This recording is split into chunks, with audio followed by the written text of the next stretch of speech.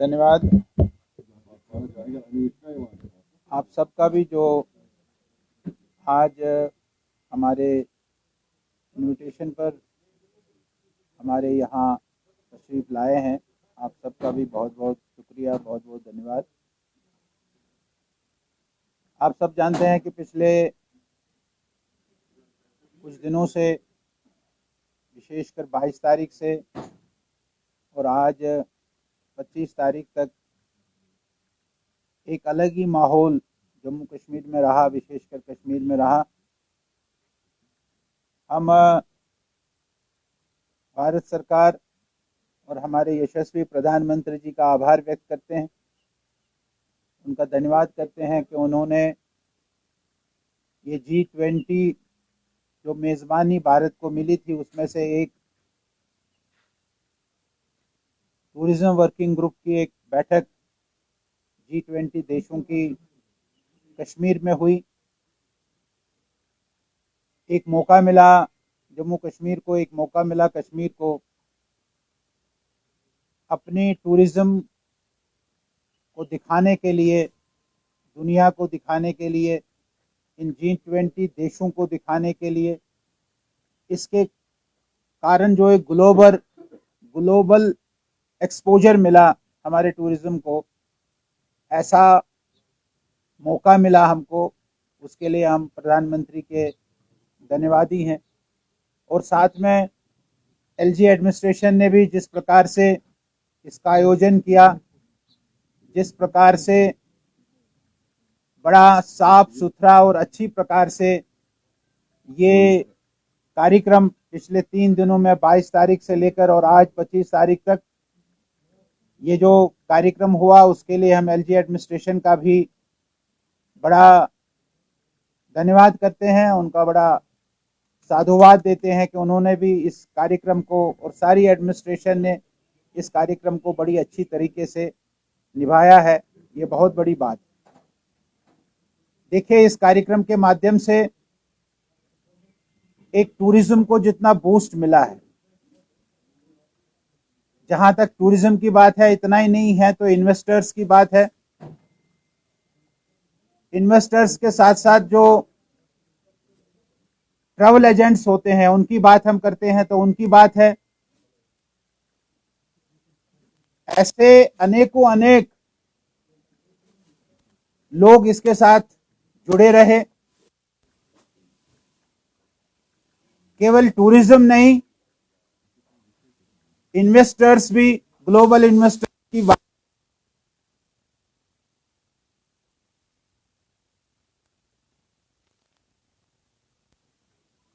ये बहुत बड़ी बात इस आयोजन के कारण हुई है।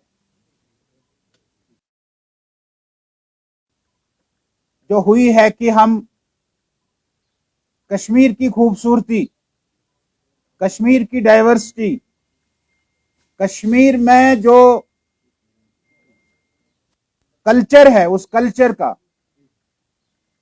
कश्मीर में जो हमारे हैंडीक्राफ्ट्स है, कश्मीर में जो यहाँ दस्तकारी है, उस सारे का भी हम ग्लोबल दिखा सके, ये भी एक बहुत बड़ी बात है।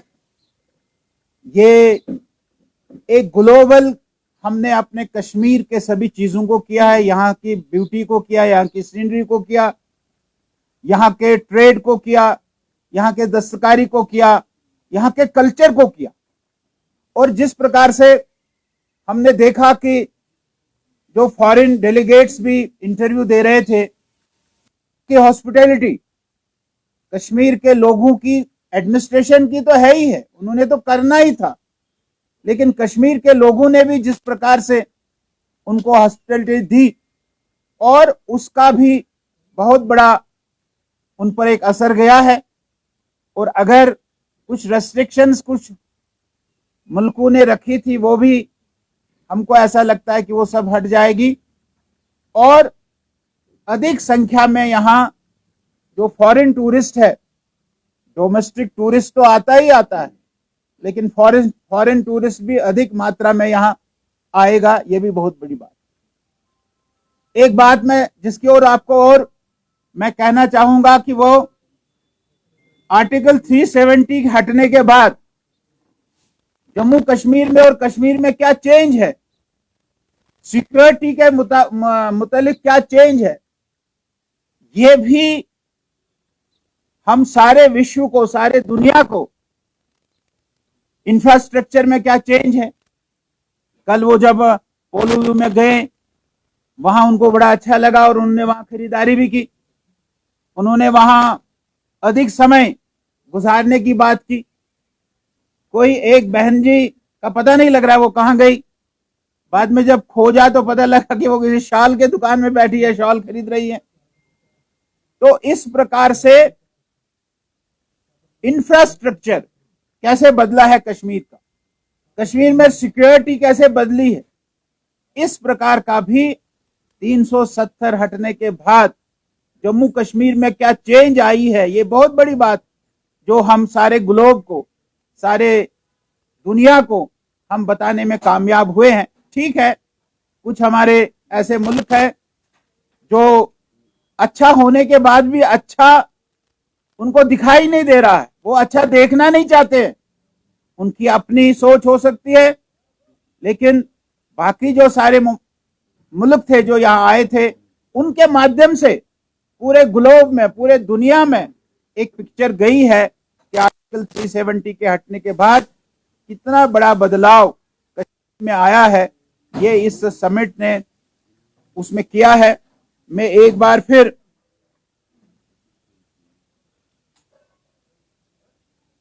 हमारे जम्मू कश्मीर एडमिनिस्ट्रेशन का और प्रधानमंत्री और भारत सरकार का एक बार फिर कि उन्होंने इस समिट को कश्मीर में रखा और हमको ये मौका दिया है।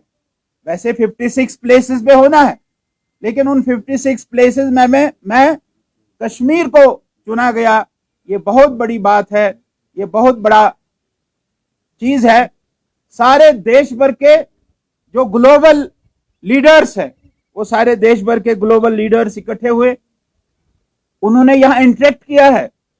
शायद हमको ये नहीं मालूम होगा कि उन्होंने इंटरेक्ट किया यहाँ इंडस्ट्री के लोगों से, यहाँ ट्रेडर से उन्होंने इंटरेक्ट किया, यहाँ के बिजनेस कम्युनिटी से उन्होंने इंटरेक्ट किया है, और यहाँ के जो सोसाइटी है कश्मीर की, उस कश्मीर की सोसाइटी से भी उन्होंने इंटरेक्ट किया है।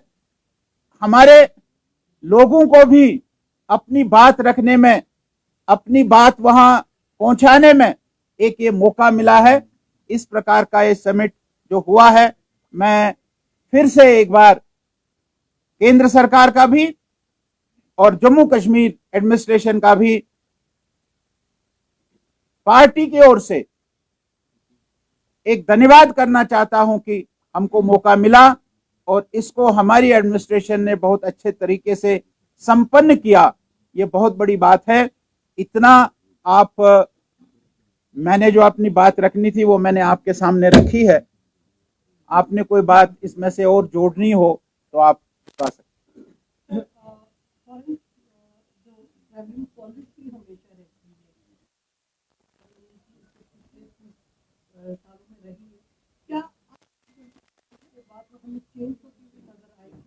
मुझे लगता है कि जो कहीं रेस्ट्रिक्शंस यहाँ के हालातों के कारण पिछले 30 साल लगी हुई थी, वो रेस्ट्रिक्शंस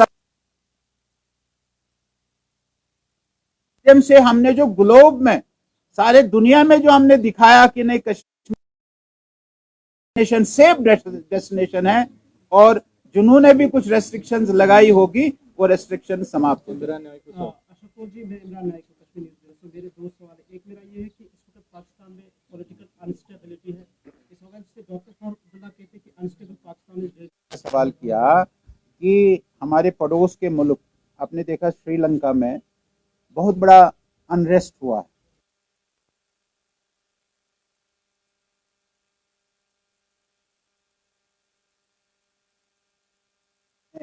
उसकी सारी चीजें जो थी वो खाली वो दिखाया, आपने, हमने भी, सबने देखा।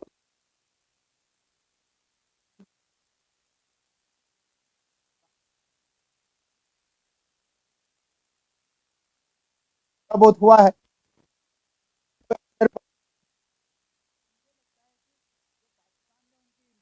प्रॉब्लम्स है, वहाँ महंगाई है,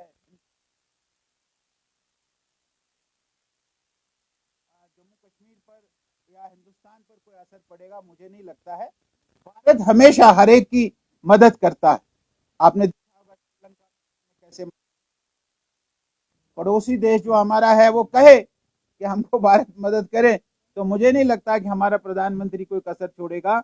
और प्रधानमंत्री हमेशा भी जब पाकिस्तान में कोई आपदा आती है तो वो अपने आप को आगे रखते हैं और अपने आप को आगे रखकर मदद पेश करते हैं।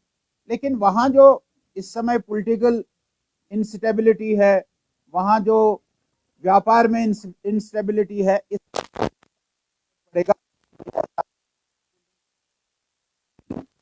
तो तीन आपने प्रमुख तीन जो देशों ने बाइकआउट किया, वो नहीं आए, उन्होंने इसमें पार्टिसिपेट नहीं किया है, वो उनकी अपनी सोच है, उनका अपना सोचने का नजरिया है।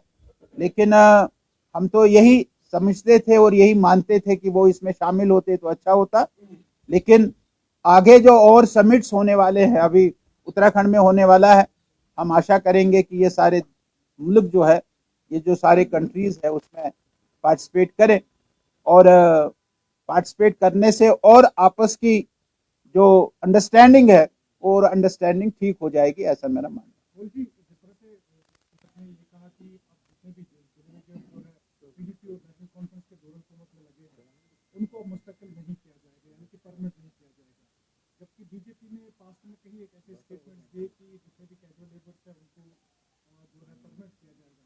इस स्टेटमेंट को आप कैसे देखते हैं? नंबर एक। नंबर दो, जो भी आपने कहा कि तीन मुल्कों ने भी बाइकआउट किया है, तो उस पर क्या फॉरेन पॉलिसी पर असर पड़ सकता है? नहीं, ये जो डेली वेजर्स वाला विषय है, देखिए डेली वेजर्स वाले विषय पर हमारी एडमिनिस्ट्रेशन काफ़ी आगे सोच रही है, ऐसा नहीं है। आपने देखा कि मिनिमम वेजेस, ठीक है मिनिमम वेजेस कम रखे गए हैं, लेकिन मिनिमम वेजेस 9,000 रुपये मिनिमम, जो अनस्किल्ड था उसको 9,000 कुछ रुपये उसको मिले, जो सेमी स्किल्ड था उसको कुछ और ज़्यादा मिला है, और जो स्किल्ड था उसको और ज़्यादा मिला है। यानी आज कोई भी डेली वेजर, ठीक है ये जो कुछ डेली वेजर जो डेली वेजर रजिस्टर पर गए एडमिट ही नहीं थे, हॉस्पिटल डेवलपमेंट फंड में लगे हुए थे। अब हॉस्पिटल डेवलपमेंट फंड में लगे हुए लोग भी अपने आप को डेली वेजर मानते थे। लेकिन जो डेली वेजर था, यहाँ भी आप देखेंगे, मैं चर्च लेन में रहता हूँ, वहाँ एस्टेट मुलाजिम हैं, हमारे यहाँ भी 2-3 एस्टेट मुलाजिम काम करने के लिए आते हैं दिन में। मैंने उनको पूछा, उन्होंने कहा जी हमको 4,000 कुछ मिलता, 6,000 कुछ मिलता था, अब हमको 9,000 मिलता है। तो वो एक चीज़ हमारी सरकार ने की है, हमारी एडमिनिस्ट्रेशन ने की, इस स्किल्ड, सेमी स्किल्ड और अनस्किल्ड इनको किया है। हमारी ये मांग है कि भाई इससे ये बहुत कम है, इसको आप सेंट्रल गवर्नमेंट की वेजेस पर लाइए। लेकिन उसके अतिरिक्त भी जो ढेर सारे मुलाजिम हैं, जैसे मैंने कहा कि कोई एचडीएफ में है, हॉस्पिटल डेवलपमेंट फंड में है, कोई कहता है कि मैं किसी स्कीम के तहत लगा था, स्कीम खत्म हो गई तो नेचुरली वो खत्म हो गया है, ऐसा नहीं है। और इन मुलाजिमों के साथ रहबरी खेल है, रहबरी जंगलात है, एनवाईसी वाले हैं, ऐसे बहुत सारे प्रकार के लोग हैं, बहुत सारे प्रकार के मुलाजिम हैं। सरकार को एक लीनियंट पॉलिसी लेकर इनका, जो जेन्युइन लोग इनमें से है, उनका कोई ना कोई समाधान करना चाहिए। मैं चीफ सेक्रेटरी के स्टेटमेंट के साथ अपने आप को जोड़ना नहीं चाहूँगा। उनका अपना सोच है, वो बड़े आदमी हैं, हमारे स्टेट चलाते हैं, उन्होंने किस अंदाज में इस बात को कहा है। लेकिन हम बार बार इसी उम्मीद के साथ, ये जो हमारे लोग हैं, हमारे नौजवान लोग हैं, इनको हम विश्वास दिलाते हैं, भरोसा दिलाते हैं कि आपके साथ न्याय होगा, अन्याय नहीं। अशोक जी, फॉरेन पॉलिसी में कोई फर्क नहीं पड़ने वाला इन तीन मुल्कों से, ऐसे कोई फर्क